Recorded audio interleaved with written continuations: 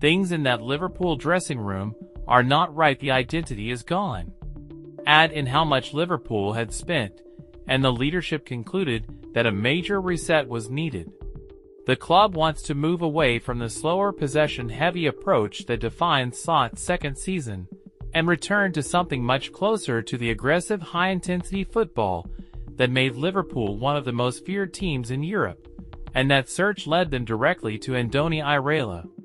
The Basque coach left Bournemouth after giving them the greatest season in their club's history. Under Iraola, the Cherries finished 6th in the Premier League and qualified for European football for the first time ever. One of the big things which I thought Slot let himself down in, or maybe he was he wasn't helped with by some of the senior players, he didn't deal with the big players and the big egos well enough. Because that's what they need. I don't think Liverpool, they need to almost just go back to how they were playing a year ago, which can't be that hard to remind the players of how they played a year ago. It's more the kind of keeping them in check. I genuinely think they've gone for the polar opposite of him in terms of style, in terms of personality. He's very passionate, he's very driven, he's very disciplinarian. It's the work rate comes first. Apparently he's a real stickler for double running sessions. It's going to be so there's not going to be any question going into the season of your players being undercooked. Bournemouth's performance against City in that season in particular showed exactly what Iraola wanted his side to look like. Not only did they end City's 32-game unbeaten run in the Premier League, but they completely outran them. Even Pep said in his post-match press conference that they just could not match the intensity of Iraola ball. That's what Iraola sides do. They press you, and they consistently outrun you, which is great for Liverpool fans, because in Arne Slot last season, they were consistently ranked at the lowest ends when it came to running and distance cover. There are a handful of matches that really capture what Iraola ball is supposed to look like at its peak. The first statement came in December of 2023 at Old Trafford. Facing United away from home had never been easy for Bournemouth. At the time, they had never won there before. Under Iraola, that changed. Rather than trying to dominate possession, Bournemouth remained patient and disciplined. They allowed United to move the ball in harmless areas before springing forward aggressively whenever the possession entered the midfield. Their press was perfectly timed, and their transitions were ruthless. The final score was 3-0. For many people, it was the first time Bournemouth truly looked like an Iraola team. Then came another trip to Old Trafford in December of 2024. Man, these guys love spanking United. Many people viewed the previous win as a one-off result. Iraola's team made sure nobody could say that again. This time, they produced another 3-0 demolition of United, this time managed by Ruben Amorim. This performance was even more impressive because Bournemouth looked completely in control throughout. Dean Huijsen opened the scoring with a header before Justin Kluivert converted a penalty. Semenyo then finished off a devastating counter-attack to complete another win.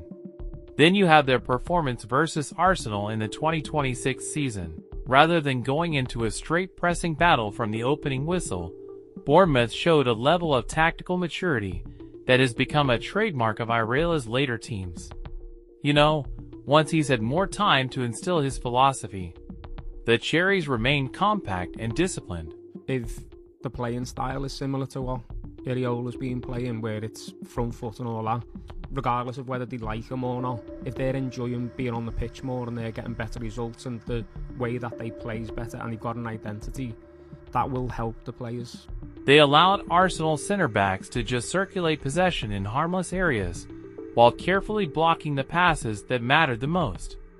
Out of possession, Bournemouth's 4-2-3-1 shape was incredibly organized.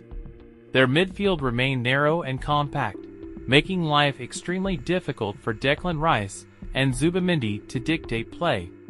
Whenever Arsenal lost possession, Bournemouth immediately attacked the central spaces before the Gunners could even reorganize.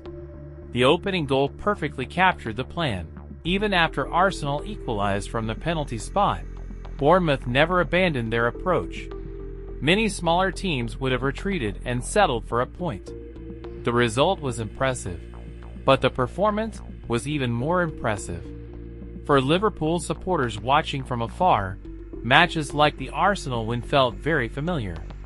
The intensity, the aggression, the fast transitions, the willingness to attack bigger teams without fear. Those are the foundations Iraola built at Bournemouth, and they're the exact qualities Liverpool believe can revive a squad that has lost its edge. Iraola might just be the right guy to actually get the best out of someone like Florian Wirtz. For the Liverpool owners, this season might have been one of the most convincing parts of Iraola's resume.